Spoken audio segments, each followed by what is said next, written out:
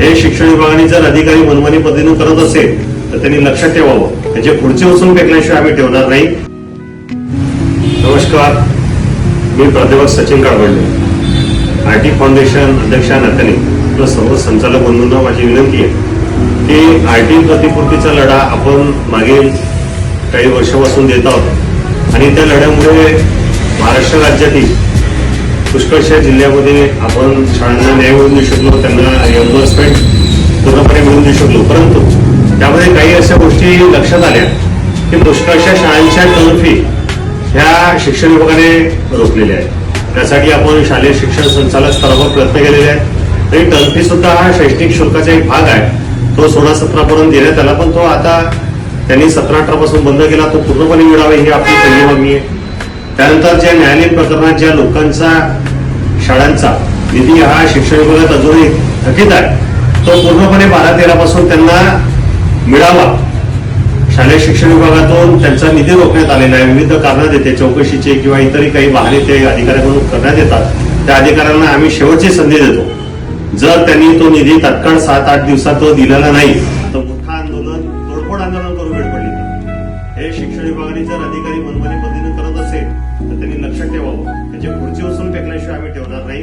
आणि शिक्षण विभागात ह्या ज्या गोष्टीला जो आज आम्ही भूमिका घेतलेली आहे, याला सर्वस्वी जबाबदार हे शिक्षण विभागातील कानचोर अधिकारी आहेत. त्या कानचोर अधिकाऱ्याला थोडा आरटी फाउंडेशन चांगल्या प्रकारे शिकवेल आणि जर माननीय हायकोर्टाने त्यांना निधी द्यायला लावला, शासनाने तो निधी शाळांसाठी पाठवला, तो रोखण्याचा यांना अधिकार काय? जर त्यांनी आमचा निधी रोखला तर त्यांचा पगार सुद्धा आम्ही रोखून धरण्यासाठी त्यांना जागृत बसू देणार नाही. त्यामुळे शिक्षण अधिकारी यांना आम्ही शेवटची संधी म्हणून त्यांना भेट आम्ही सोमवारला दिनांक 9 फरवरी 2026 रोजी नागपूर शिक्षण विभागात सकाळी 11 वाजता आम्ही धडक मोर्चा देणार आहोत. त्यामध्ये सर्व संचालकांना आमची विनंती की त्यांनी त्यामध्ये आपल्या ज्या माहिती स्तव तिथं यावे. ज्या शाळांचे जे काही प्रश्न असतील ते प्रश्न आपण सोडू, त्यांच्यासोबत चर्चा करू आणि त्यांनी जर ऐकलं नाही तर यापुढे निश्चितपणे आम्ही आमच्या रास्त मागणीसाठी, आम्ही काही चोरी करत नाही, काही नाही, आम्ही सर्वात चांगलं काम ह्या देशातलं शिक्षणाचं देण्याचं काम करतो.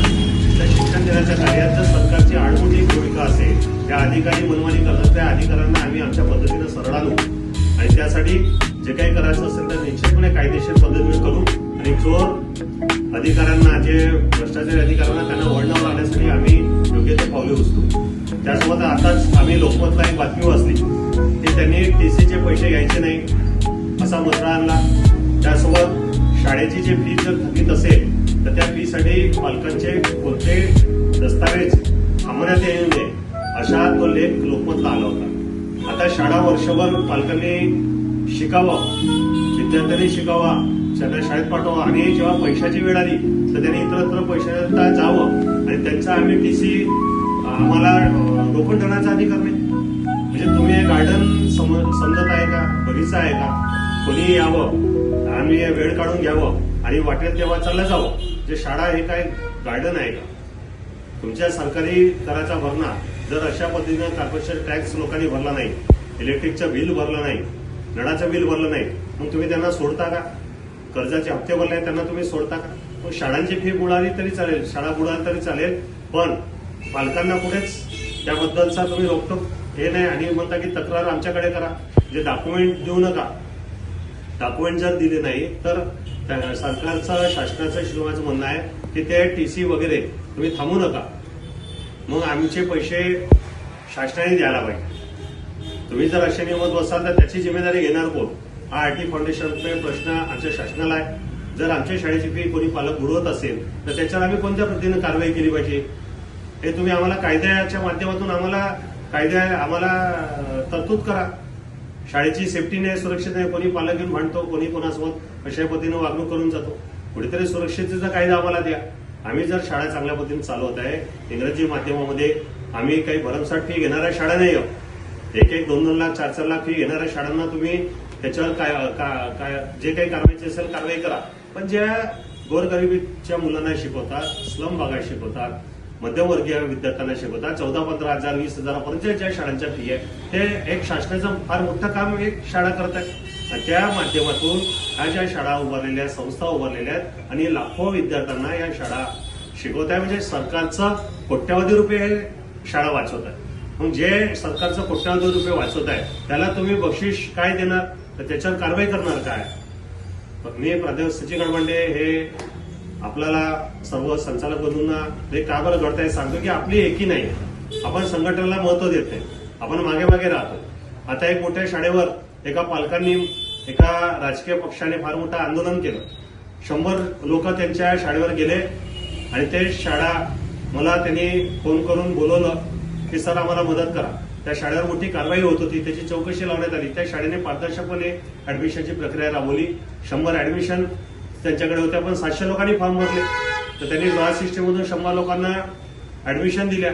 पण काही पालकांनी, काही राजकीय पक्षाने त्या शाळेवर फार मोठा मोर्चा काढला आणि इतर लोकांनाही तुम्ही प्रवेश द्या म्हणून केला. त्या शाळेचा मुद्दा आम्ही सोडवला, त्यांच्याकडे शिक्षण विभागाला गेलो आणि अशा भरपूरशा शाळा ज्या आम्हाला बोलवतात, हक्काने काम करतात, पण जेव्हा आंदोलनाची भूमिका असते, संघटनेचं मत असते, त्या अशा आम्हाला मदत करता येतात. त्या सुद्धा शाळांनी संघटनेचं महत्व किती असते तुम्ही बघा. किती मोठ्या शाळा असेल, तुमच्याकडे किती पैसा असेल, त्याला अर्थ नाहीये. संघटनाशिवाय कोणालाच वाचता येणार नाही.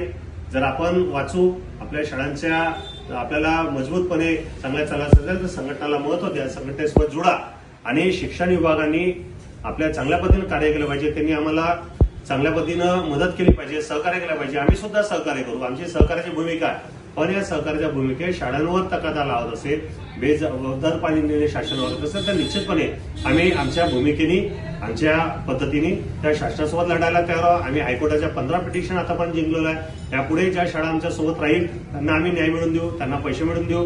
इतरही जे समस्या, टीसीचे प्रश्न असो, फीच्या समस्या असो, त्या सर्व सोडवण्यासाठी आम्ही मदत करू. आणि एका शाळेतून दुसऱ्या शाळेत विद्यार्थी जातो, पैसे न भरता जातो, शिक्षण विभाग आपल्या परस्पर पद्धतीने त्याला ट्रान्सफर करतो. हा कुठेतरी थांबला पाहिजे. या फीचा मुद्दा हा फार मोठा शाळेचा समोर आहे. या सगळ्या मुद्द्यावर आरटी फाउंडेशन लढत आहे, लढणार आहे आणि येणाऱ्या 9 फरवरीला सर्व संचालकांनी नागपूर शिक्षण विभाग प्राथमिकमध्ये येऊन जमावं, गेटजवळ खाली जमावं. आपण मोठं आंदोलन उभारणार आहोत आणि महाराष्ट्रभर हे आंदोलन फीसाठी, आरटी प्रतिपूर्तीसाठी आपण उभारणार आहे. टीसीच्या मुद्द्यासाठी आपण लढणार आहोत. त्यामुळे ही संघटना आपल्या नेहमी पाठीशी राहते, नेहमी राहील. त्यामुळे आपल्या सर्वांना माझं एकच विनंती आहे, संघटनाशिवाय पर्याय नाही. आरटी फाउंडेशन आपल्यासाठी अहोरात्र प्रयत्न करते, करत राहील. निश्चितपणे मी अध्यक्ष नात्याने आपली भूमिका पार पाडत आहे. तुम्हाला सर्वांच्या सहकार्याची अपेक्षा आहे. त्यामुळे आपण सर्वांनी सहकार्य करावे. आपले प्रश्न निश्चितपणे मार्गी लागेल. धन्यवाद.